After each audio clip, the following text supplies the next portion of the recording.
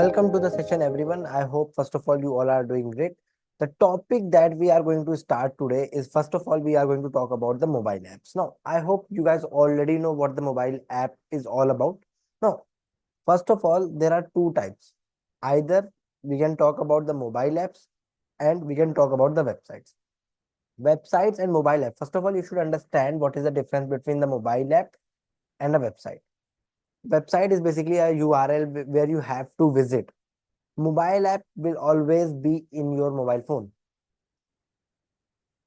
So generally there can be a question on to why mobile apps are much better than the websites, and that too all in the part of the customer relationship management and nothing else. Okay, how come there are a lot of companies that are promoting their mobile apps?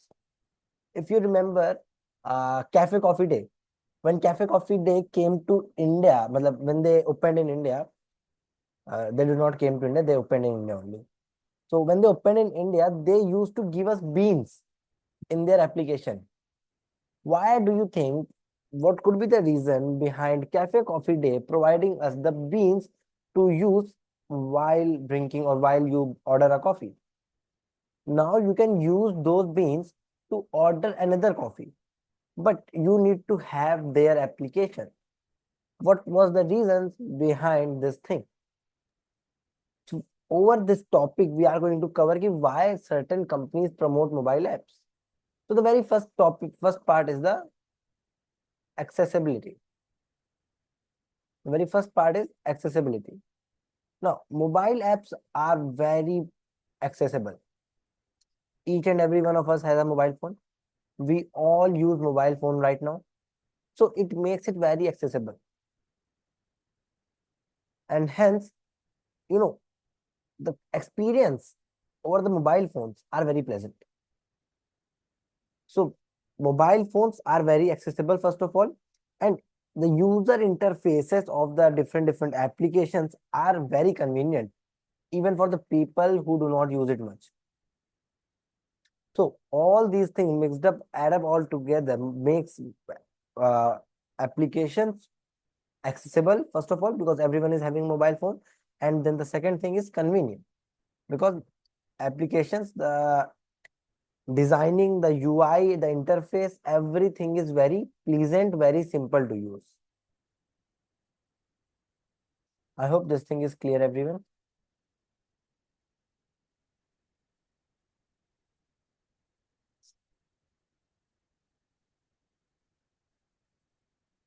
The third part is notifications. Now, if you guys have Zomato and Swiggy, so you must be getting a lot of messages from Zomato and Swiggy regarding, that short notifications that they send us. You come on, buy this item, and are you hungry? Get a 20% off, get a 30% off. Zomato and Swiggy keeps on sending us these messages, right? So notifications. If you had a website, you cannot send these kind of notifications. But because we have what we call as mobile applications, it is actually easy for the companies to send up these messages. After notifications, we have interactive features. Now, a number of mobile applications have built-in games as well, where you can come and play certain games, where you can come and provide some certain recommendations, where you can come and write down, you can do a live chat. Even you can chat with the other users of that particular platform. So there are a number of interactive features that are not actually available in the websites. So you can talk about these 3 to 4 things and why, what actually makes mobile applications a better use rather than the websites for the purpose of your CRM. So generally this topic is not asked that much, but it would be nice if you just remember it. Now we have IT risk and security, a very simple and interesting topic. That is your IT risk and security. First of all, what is the importance of IT security, everyone? As we all know, IT security is something that is of the utmost importance for any company right now. Each and every company wants IT security because you are dealing with the data of so many customers, so many clients. You cannot let it go anywhere else. So it is actually very important for you to take care of that data. Now the question is, how do we take care of that data? First of all, the question is, what is the importance of IT security? So when I talk about the importance of IT security, business disruption, reputational damages, loss of customer and revenue, legal issues and regulatory fines, incorrect decision making.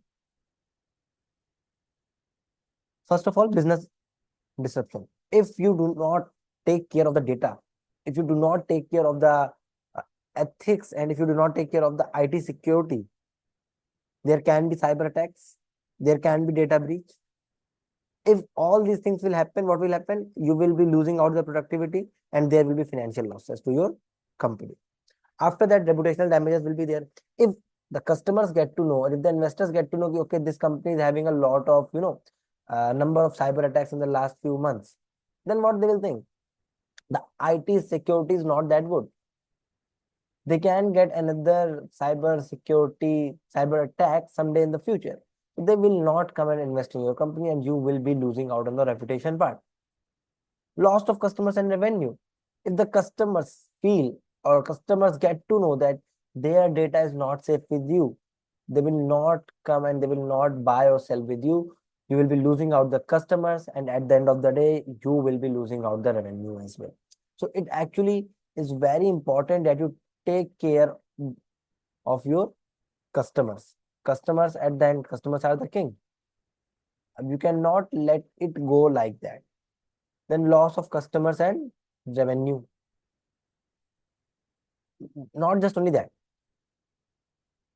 Loss of customer and revenue both go hand in hand.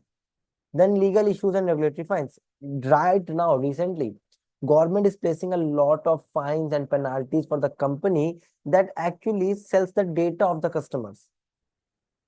I hope you are getting my point. So there were actually a lot of companies that used to sell the data of their clients.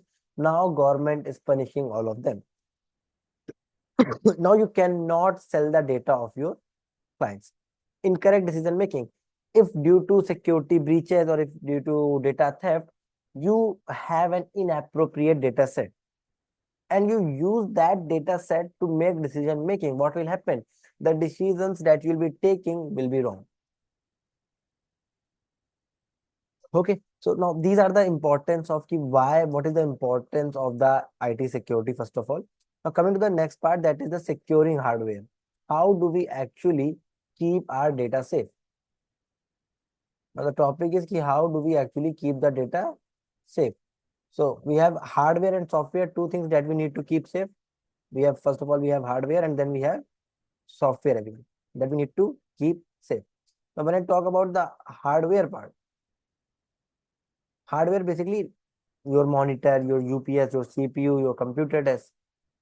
Now for hardware things, actually it is very easy to protect your hardware everywhere. Why I'm saying that it is easy to protect your hardware? Because see, hardware, it is not going to, no one is going to go give a cyber attack or something. Either there can be a theft of the hardware, there can be fire, there can be some, there can be some damage to the outer body or even the internal body as well. But you can protect it very easily. You can have security guards, you can have the better infrastructure, you can have the cameras to protect that. Other environmental controls. So now if there is a fire, then your hardware is going to go down, correct? If there's a fire uh, in your platform, in where you work, so your hardware is going to go down. So now you can have a better fire protection protocols. You can have the power backups, climate system. If you noticed, wherever we have a lot of data sets working there, the room gets very heated. That is why we have a lot of air conditioners in that room.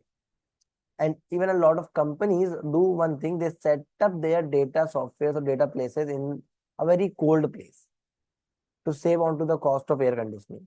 So there can be n number of reasons that you have to take care to protect your hardware, first of all.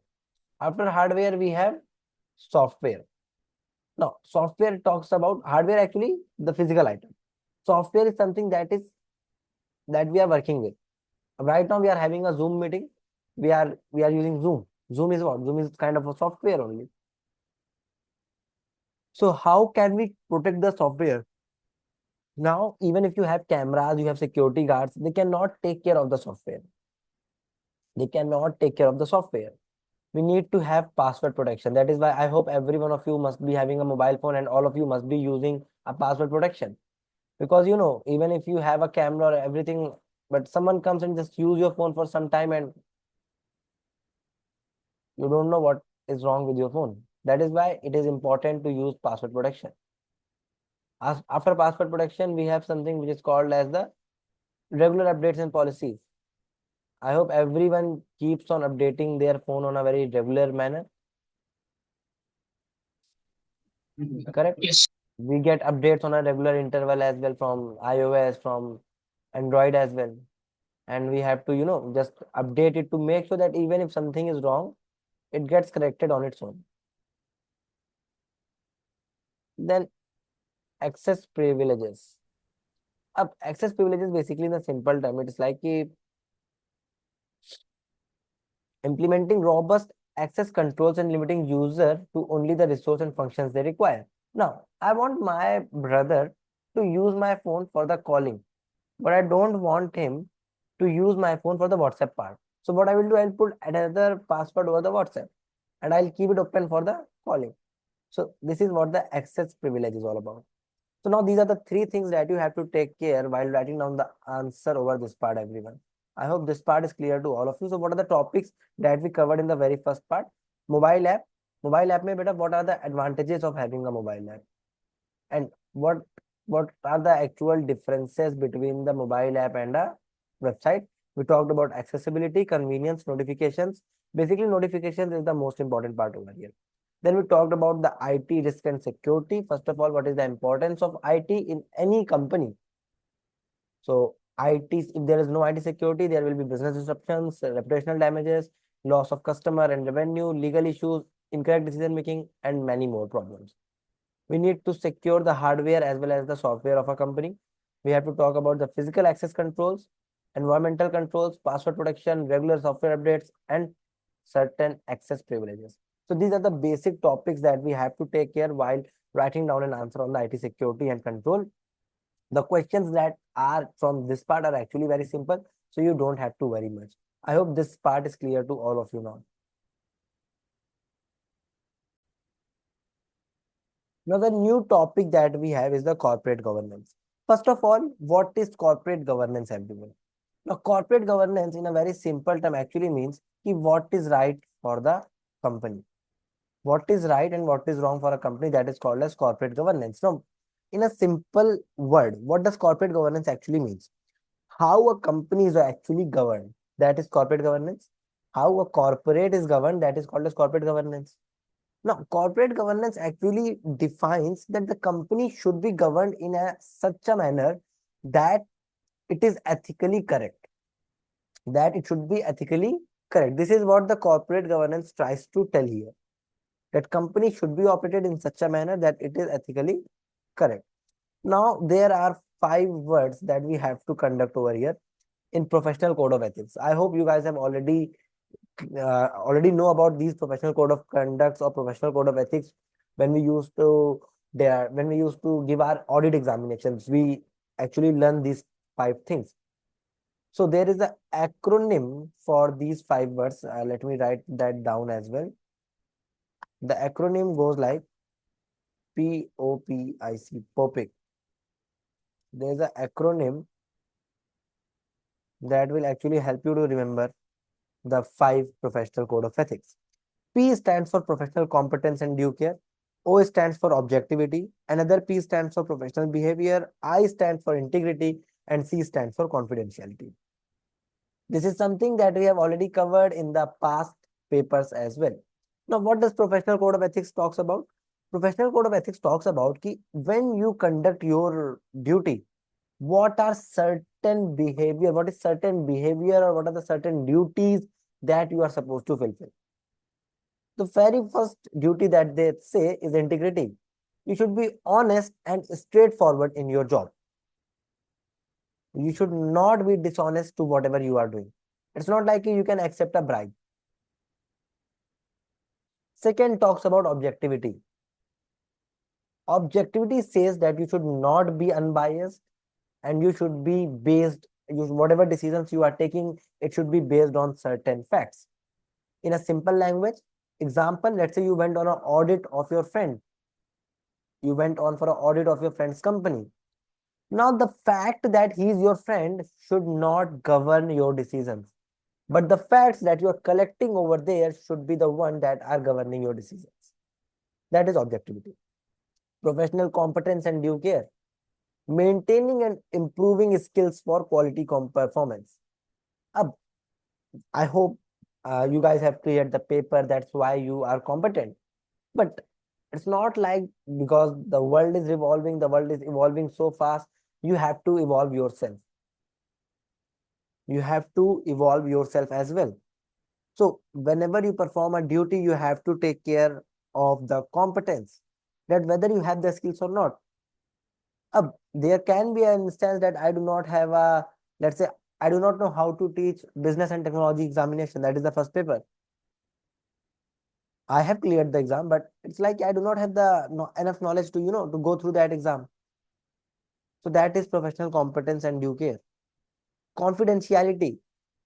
Since you are using the client's data, it is your responsibility to maintain that sensitive information with yourself, to not distribute that information, no matter whether you are being given some money or not. There can be instance when you have a lot of sensitive information of your clients and you end up distributing that data. Then what will happen? Because for some money, you end up distributing that data. You are only supposed to give, or you are only supposed to make information public when it is against the rule or when it is guided by the law. If the company is doing something which is against the rules, then you can make it public. Or when it is guided by the law that such kind of information is supposed to be made public, then you have to make it public. The last part is the professional behavior, complying with the laws and regulations. Simple professional behavior is how you conduct yourself, how you dress, the formal language that you use. So if you would have noticed the lawyers of our country, they wear a black robe over a white dress, correct? That is their professional behavior. Now, even as an auditor, when you went out for an audit of a company, you are supposed to wear certain kind of formals. You are not supposed to be informal with the, the employees of that company. You're not supposed to share the lunches together. All of these things are considered as a professional behavior. You're not supposed to party with them. Why? Because all of these things are considered as unprofessional behavior. Now, I hope topic is clear to all of you, everyone. So, first of all, we have integrity. After that, we have objectivity, then professional competence and due care.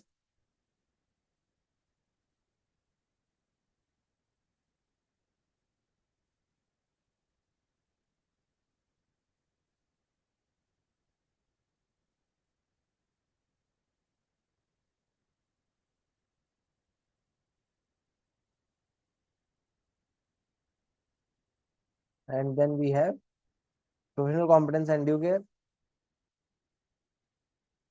And at the end, we have confidentiality. Now, I hope confidentiality and professional behavior. So, I hope all these 5 parts are clear to all of you. If you have any confusion, feel free to ask me right now. The last, the newer topic, why is that we are doing all these things? Now, the question is why are we doing all these things?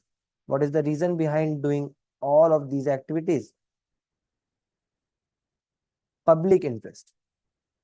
Now, we are supposed to be, following certain code of ethics and conduct because public have an interest on us. We are using the resources of a country. A lot of people are working with us. We are using the resources of a lot of different people in the form of finance. So we are supposed to work in the public interest. If you remember, recently a lot of companies have started promoting sustainability. They have started promoting, to maintain the poverty levels of a country. So now, what is the reason behind all of these things? Suddenly, a lot of companies are opening free hospitals, free schools, free colleges. They are working towards a better environment. Because you are using the resources of a country, you are supposed to give something back to the country. You are supposed to give something back to the country. Now, this is the basics of your public interest, everyone.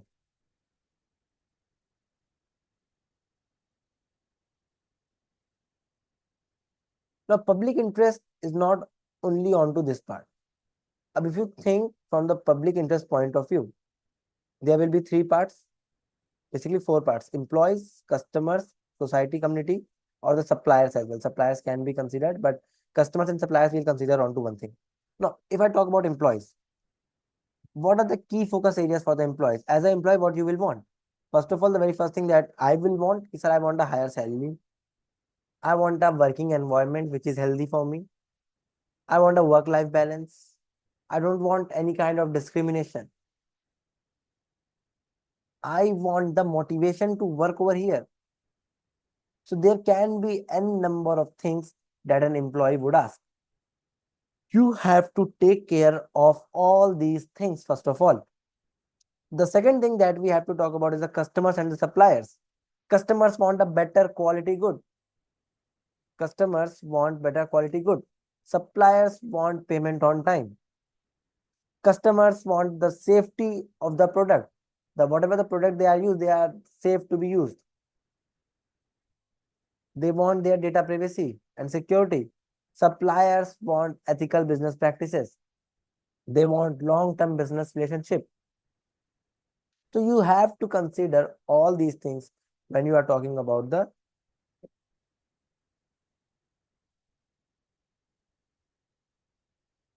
customers and suppliers. I hope this thing is clear to all of you now. After that, we have the society or the community. Now, you are using the resources of the society, first of all. Now, you are using the resources of the society. So, somewhere it is your responsibility to deliver it back to the society, everyone. Somewhere it becomes your responsibility to deliver it back to the society. So now you have to provide job opportunities in that society. You are supposed to maintain the healthy environment in that society. You are supposed to maintain a better corporate social responsibility. There will be certain corporate social responsibilities that you need to take care of. So these are the three things that you have to write down while talking about the public interest. Now, public interest means what you are supposed to talk. First of all, employees. What do employees want? What do customers and suppliers want? And what do the society want? These are the three things that you have to take care over here. Coming to the corporate code of ethics. Corporate code of ethics, actually very simple. Basically, these are the certain ethical code of conducts which are issued by the organization that need to be followed by every employee. So organization develop their own code of ethics to guide employee conduct. These codes focus on ethical dealings with employees. What should employees do and how they should be doing it, and what we will be doing for the employees. What is the pay that will be providing you? What is the health and safety that we'll be doing for you? These are the basic things that we have to take care over here. Now, in the same topic of your that what we call as code of conduct, there's a topic onto the roles of chairman and CEO. One of the very important topic actually. What are the roles of chairman and CEO? I hope you guys already know what is the chairman and CEO because you have already gone through your audit examination. Okay, so the very first thing about the chairman and CEO, as per the corporate governance, it says that the chairman and CEO should be the two different person. Chairman and CEO should be the two different person. They should not be the one person, first of all. Now, what will happen if they are if they are just one person? A lot of power will be concentrated or given to just one employee. That will make things very hazardous for the company, because he can put his own demands and need above the company's requirement. Now, so what are the advantages? First of all, of having the different role of chairman and CEO, there will be segregation of duties. There will be different accountability, better communication, because CEO is supposed to do something else and chairman is supposed to do something else. And it will also increase the confidence level of the shareholders, because you are actually doing the corporate governance. If CEO and chairman are the same person, a lot of power will be concentrated to one guy. That can actually hamper the corporate governance of a company. So now there comes a question, sir, what is the difference between a chairman and what is the difference between a CEO? So what does chairman do? First of all, chairman, the main responsibility is to run the board. Chairman main responsibility is to run the board, everyone. And not just that, he's actually the he's actually he's actually the link between the stakeholders and the shareholders. He he actually communicates with the shareholders in his annual reports. He protects shareholders' interest and increase the long-term shareholders' wealth. So these are the general responsibilities. अब not just only that. First of all, first part is he is supposed to communicate and everything. The second part of his duty ensures the smooth running of board as well. Making sure, if you remember, is it given somewhere over here?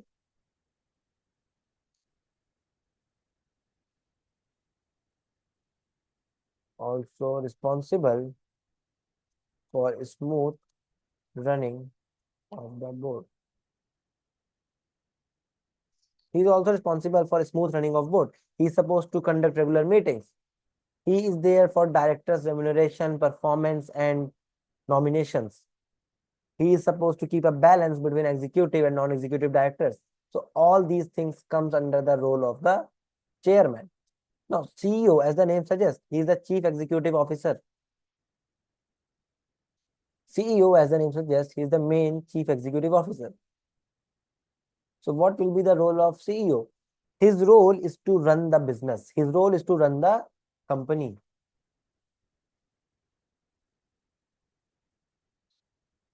Chairman runs the board. CEO runs the company. He promotes strategies. He proposes strategies. He timely and accurately reporting, legal and regulatory compliances. All of these things are taken care by the CEO. So CEO is responsible for running the company, first of all. He is responsible for running the company. Now he provides certain strategies for the future. What are the certain products that we should come with? What is something new that we can do in the business? Now, not only that, then he discusses all the new strategies with the board and implement whatever the decision the board makes in the real life. Not only that, he will be there to make sure that the business is running smoothly. Operational oversight is being done by the CEO. He takes care of day-to-day management, resource management, risk management, and all these parts. He is the one, let's say if I am company in Dubai and I'm coming to India, so he will be the one taking care of all the rules and regulations that will be required in India. Timely reporting to the shareholders and to the board is done by the CEO. He will be the one that will be managing the external relationship with the key stakeholders as well as with the government as well. Timely provision of taxes. If government is asking for certain information, he will be the one standing in the front and delivering that. So definitely a lot of power is given to the CEO and a lot of power is given to the chairman as well. Now it is very important that the power of the chairman and the CEO are separate. So it actually becomes way too important to make sure that the chairman and CEO are two different people. Now, after the chairman and the CEO, we have a new topic that is based on the non-executive directors. Now, when I talk about the non-executive directors, actually there are two types of directors. The very first type of directors are called as the executive directors. I hope they will be down somewhere over here. Okay, executive directors not a part. Now there are two types of directors. First of all, we have non-executive directors. But prior to non-executive directors, there is one more type of executive directors which are called as the executive directors. Executive directors. Now, chief executive officer, even chief executive officer is a kind of executive director. Basically, executive directors are the one that take care of the day-to-day functioning of the business. So marketing director again is a kind of executive director that takes care of the marketing job or takes care of the marketing strategies. Sales director, again a kind of executive director that will be taking care of day-to-day running of the sales, day-to-day strategies of the sales, how to promote the sales, the collision between the different salesperson. So this is what the executive directors do. Now there is another kind of director which is called as a non-executive director, everyone. Now what are the role of non-executive director? Now executive director gets bonuses, gets salaries and everything, but non-executive director, they are non-executive, means they do not take care or take part in the day-to-day running of the business. First thing, they do not take part in the day-to-day running of the business. Second thing, they do not get any salary, they do not get any bonus, they cannot have the shares of the company. They are supposed to be completely independent of the company's business. So they cannot have any business with the company as well. They are supposed to be completely independent. So this is the non-executive director for you. Now you might think they do not have to get anything. Then what are they doing in the company? So now, first of all, they are promoting the rights of the shareholder. What if all the executive directors come together and they start promoting their own benefits?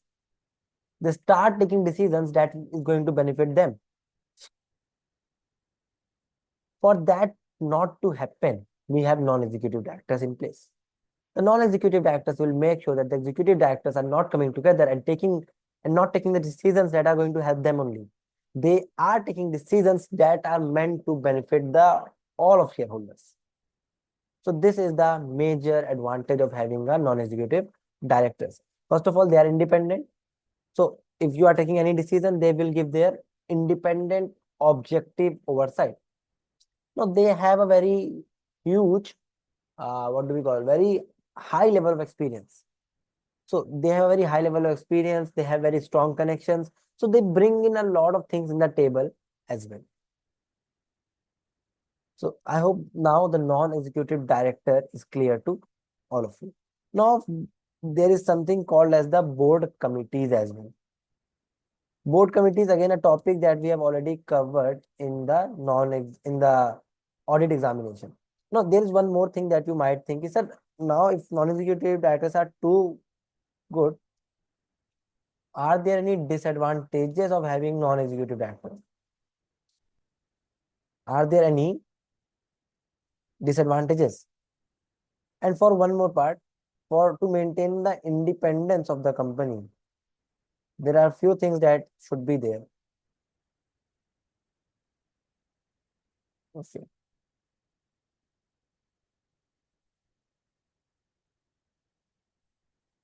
To maintain the independence of the audit or the company, there are few things that they need to take care of.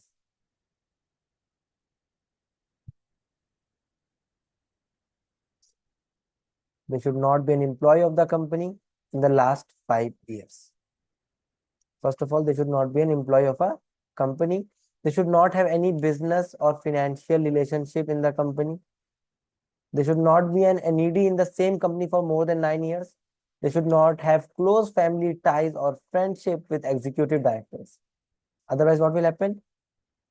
They will be losing out the independence if they have someone as a friend in the very high position.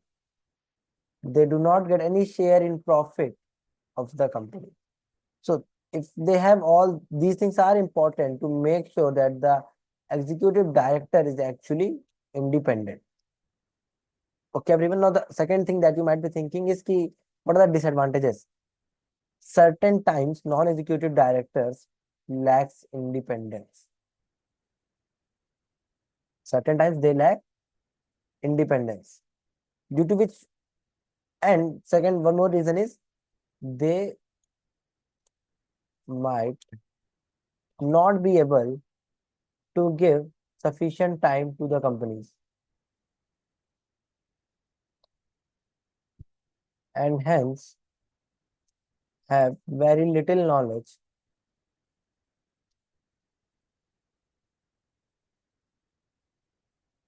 of what is going on in the company.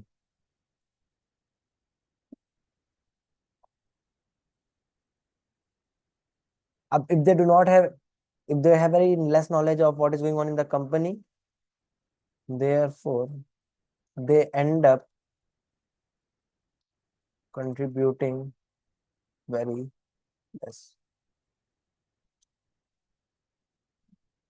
So these are the two of the most or the biggest disadvantages that we have for the non-executive directors. I hope this part is clear. Now, board committees is actually again a very important part. Now, all the topics that we have been studying up till now, all of these topics are the part of your corporate governance. His CEO and chairman should be two different person. Now, the company, the board should have non-executive directors. Now, non-executive directors, I hope you are getting why we should have the non-executive directors, because if there are just executive directors in the board, then things will become very difficult because they can promote their own good. So I hope now you understand where does the board settle in. First of all, we have chairman and CEO on the top. After that, we have the board. The board maybe have executive and non-executive. Non-executive should be more than the executive so that the decision is independent decision and the voting is independent as well. Now in the board, in the top board, there are a number of different committees. In the board, we have different committees as well. So committees is going to be the last topic for today. Now, first of all, we have a committee called as nomination committee. Nomination committee, majority there will be NEDs. Majority there will be NEDs. Now, what they do? Basically, they nominate the future board. They ensure the balance between the executive and the non-executive directors. Future nomination and the balance between executive and non-executive.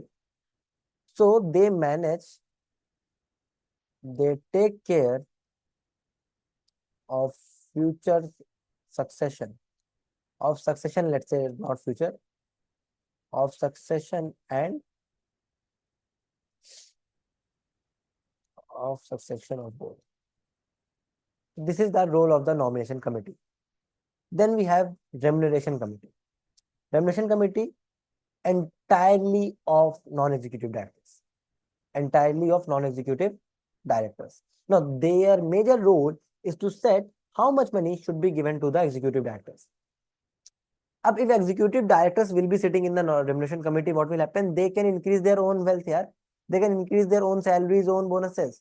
But because non-executive directors are sitting, non-executive directors cannot increase their own salary because it is based on time. Non-executive directors will be setting up the salary of the executive directors. They will consider how much work you are doing, what is the bonus that should be given, what are the share options that are being provided. All of these things will be considered by the non-executive directors. After that, we have two committees, audit committee and risk committee. Audit committee is actually the most important committee. So we will consider it in the last. Now we have one committee that is called as the risk committee. Risk committee major role is to implement risk management process. Risk management process. Majority NEDs will be there in every board, even in the board and in every board committee, majority there will be NEDs. Audit committee and remuneration committee, because they are very risky areas, that is why we have 100% NEDs.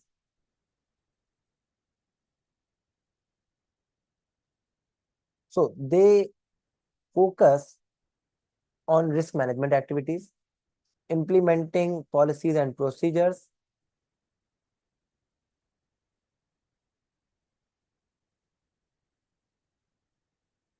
risk mitigation, and certain other techniques.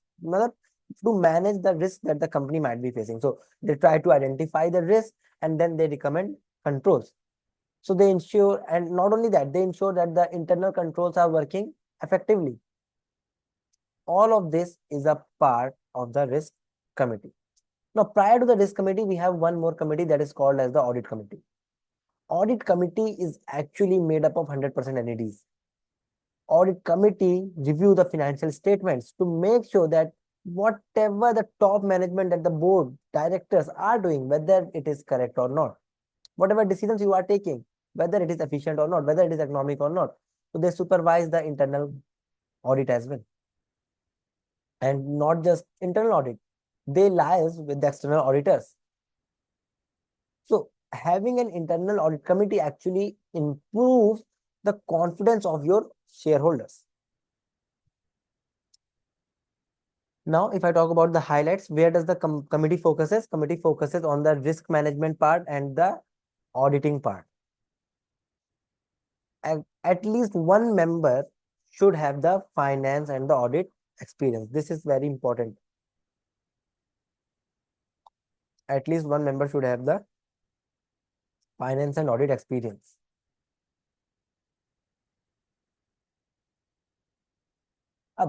Committees can meet more frequently if there is a lot of risk in the company, if the internal controls are not good. Depending how frequently the company should meet depends on the company to company. Now, companies promote more onto the integrated reporting. What is integrated reporting? We are going to cover that in the coming classes, so you don't have to worry. Audit committee also takes care of the regulatory compliances. Even the listed companies, for listed companies, it is compulsory to have a audit committee as well. But if it is a family owned business, then things are not that strict. Now, what is the major role that they are supposed to provide? You can just quickly read it out, everyone, after I give you the notes. Now, what are the major roles? First of all, they make sure that there are ample whistleblowing arrangements. Now, what is whistleblowing? If something is going wrong and someone in the company just tell you about that, it will be kept anonymous. Who told you that thing? That is called as whistleblowing. They supervise the internal audit. Not only that, they liaise with the external auditors as well. They review the financial statements and the internal controls of the company. So these are the 4 most important things. Now, you can just quickly read out these part after I just give you the break. You can just quickly read it out and that's more than enough. So for the today's part, I hope all these topics are clear to all of you now.